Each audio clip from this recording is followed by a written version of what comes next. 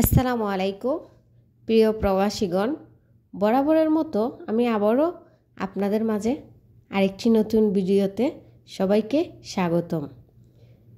Saudi মানব সম্পদ মন্ত্রণালয় হতে নতুন আইন, অপরাধে চিহ্নিত থাকলে সৌদিতে আর নিয়োগ হবে না।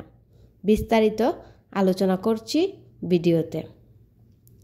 আজকে সৌদি গেজেট পত্রিকায় একটি গুরুত্বপূর্ণ খবর প্রকাশিত হয়েছে। এই খবরটি সৌদি আরবে আমাদের নতুন যে প্রবাসীরা আসবেন তাদের জন্য অত্যন্ত গুরুত্বপূর্ণ। সৌদি শ্রম মন্ত্রণালয় থেকে বলা হয়েছে, অপরাধমূলক রেকর্ড আছে এমন শ্রমিক নিয়োগ দেওয়া হবে না। যাদের ক্রিমিনাল রেকর্ড রয়েছে তারা সৌদিতে নিয়োগ পাবে না। শ্রমশক্তিতে যারা কাজে আসবে তাদের কোনো ক্রিমিনাল রেকর্ড থাকতে পারবে না।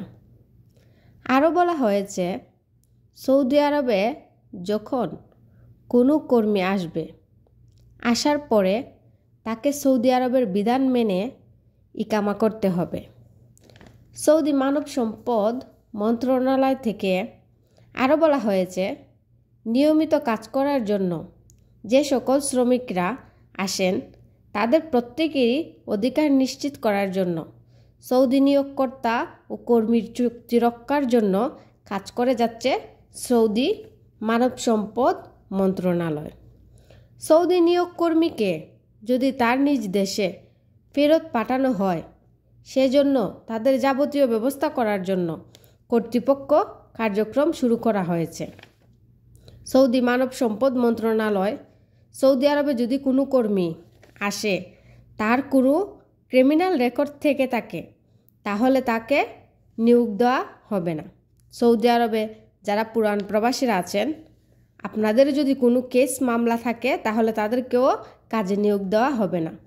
এই নতুন নিয়মটি সৌদি মানব সম্পদ মন্ত্রণালয় জারি করেছে।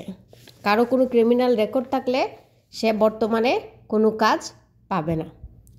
ধন্যবাদ সবাইকে ভিডিওটি দেখার জন্য। ভিডিওটি দেখবেন এবং শেয়ার করবেন, আমাদের পাশে থাকবেন।